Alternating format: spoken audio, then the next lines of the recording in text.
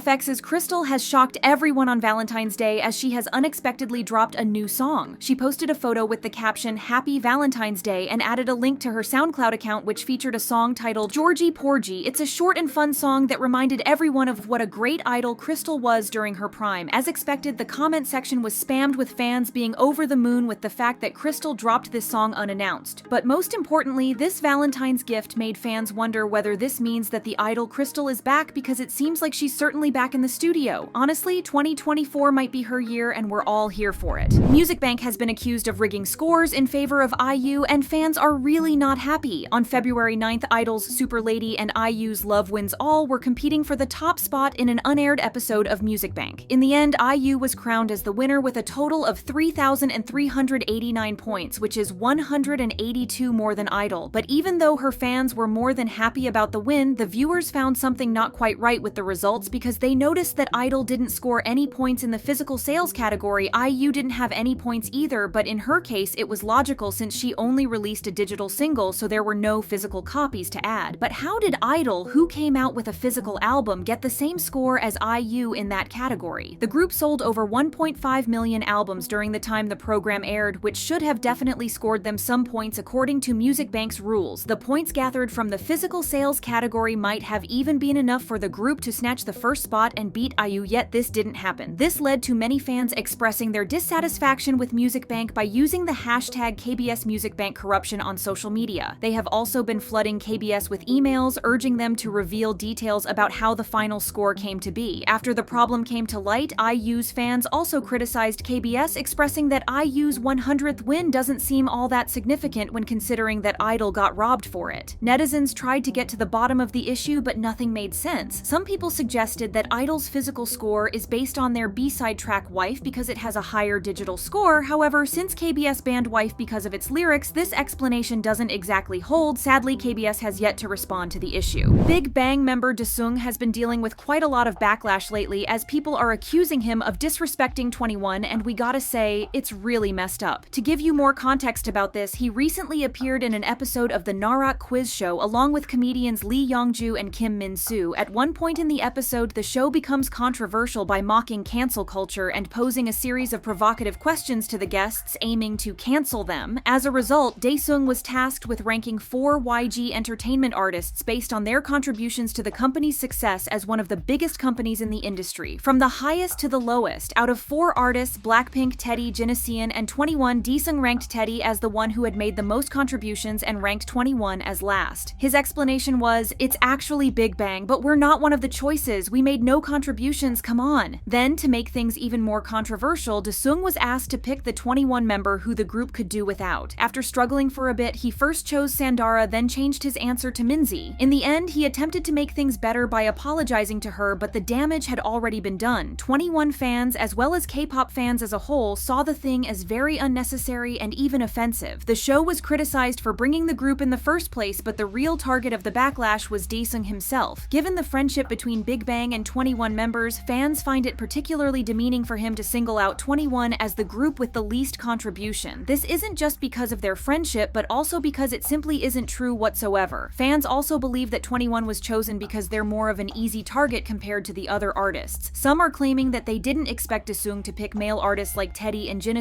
because of misogyny, but that might be a stretch. He couldn't pick Blackpink either because he would be lying through his teeth and then be torn to shreds by the fandom, which left him with 21. It was even more insensitive considering that the girls were consistently underestimated by YG Entertainment and Yang Hyun-suk himself. Adding to the frustration, Daesung is a close friend of the members, fueling anger among netizens. They wondered why the interview didn't mention anything about BigBang in this case, with one netizen mentioning, "They could have made so many questions just from BigBang alone, but they literally omitted BigBang from everything." Commenters even guessed that he told the hosts not to ask anything about BigBang, which could be very likely. As the netizen said, there's so much to talk about BigBang, yet they bring 21 and other YG artists unnecessarily into the conversation. Others theorized that he only mentioned 21 because it would be easier for him to explain the situation to the members, and because he assumed that they wouldn't be as offended since they're close. They argued that Minzy and Daesung have a sibling-like relationship, so of course they would bicker and be jokingly mean to each other. Some netizens also said that people are getting offended for no reason, especially since the show that Daesung was on is known for being controversial. One of their comments included, "This is the concept of the Narak show, it's to cancel people. No, you need to watch the show instead of just looking at some GIFs." As other netizens mentioned, if the show wanted to be really controversial, they could have talked about BigBang, their scandals and criminal history, and not pick on other groups. In other news, Red Velvet's Joy isn't one to stand around and tolerate disrespect from others, and she proved that by clapping back at people who have been shaming her for her weight. She appeared as a special guest MC in a recent episode of Animal Farm, charming everyone with her humor and lovely personality. In the show, the host discussed phrases that might make people uncomfortable during family get-togethers, especially around Lunar New Year. They looked into the challenges of holiday gatherings in Korea, talking about the money stress from traditional customs and gift giving. They also talked about how family members can unintentionally say things that might not be well received, which might be a thing that everyone is familiar with. Joy had a lot to say about this, as she expressed how much she didn't like people nitpicking at her but making it seem like they were complimenting her. She mentioned that relatives have a way of turning simple updates into lectures, especially pointing out how they often bring up questions about body weight. She said, "People often tell me that even though I am pretty now, I'd be prettier if I lost weight," and Joy tells them that she can take care of her own weight. She stated just how little she liked these so-called well-wishing comments, mentioning that they often end with the patronizing phrase, "It's all for your own good." We can all relate to Joy's complaints in some way or another, but it's even more insane to consider that someone like Joy is getting comments on her weight when she's very healthy and looks amazing too. Even if she didn't, it's still very annoying to have your own family members criticize you about your looks and then be patronizing about it. Lastly, let's talk about the Blackpink members and their future plans as soloists. More specifically about Rose and Lisa. All the Blackpink members have already started their own paths to become successful solo artists. Jennie, Lisa, and Jisoo have all founded their own companies. Jennie opened Odd Atelier and even announced that she was working on her new album. Jisoo joined Blisso, which is the subsidiary entertainment startup of her brother's company, and it seemed like she has been mostly focusing on her acting career. That left Rose as the only member we knew nothing about. We didn't know what company she joined or if she was planning to release something in the future. We were aware that she was working on music if we were to judge by the pictures she posted in the studio, but outside of that, there were no updates. Well, until now. On February 11th, on the day of her birthday, Rose opened a broadcast channel on her Instagram account. She thanked everyone for their birthday wishes and acknowledged that she'd been away for some time, but said that it was for a good reason. She wrote, "I've been working really hard on some things that I'm really excited about. I cannot wait for you all to hear everything. We don't want to sound too excited, but it really seems like she's going to be releasing music and she's going to be doing it very soon." As a gift to her fans, she treated them to a preview of a new song which she wrote herself called Vampire Holly. She shared that she'd been working on the song since last year, and even though the title was still tentative, she was doing her best to make a better appearance when she came back this year. Even though she shared only about 20 seconds of the track, the song sounded amazing and it really showcased Rose's sweet voice. To make things even better, she asked fans for recommendations for her fandom name, telling them that she was reading through the suggestions, raising anticipation for future updates regarding her solo career. So, to say that fans were excited would be an understatement. Rose has always been known to have a strong passion for music, so it was frustrating to witness her limited opportunities to pursue her musical interests during her time with YG. We have some exciting updates about Lisa as well. Since establishing her own agency, Loud, it looks like she's already making efforts to promote herself and build her presence outside of the K-pop industry. On February 13th, it was reported that Lisa will be starring in the third season of the HBO series The White Lotus. According to Variety, Lisa will be credited in the show under her own name, Lalisa Manabal, but her role is currently unknown. Since the upcoming season of the show is set in Thailand and HBO are reportedly partnering with the country's tourism department, it makes sense that Lisa was cast, but we're very excited to see her as an actress.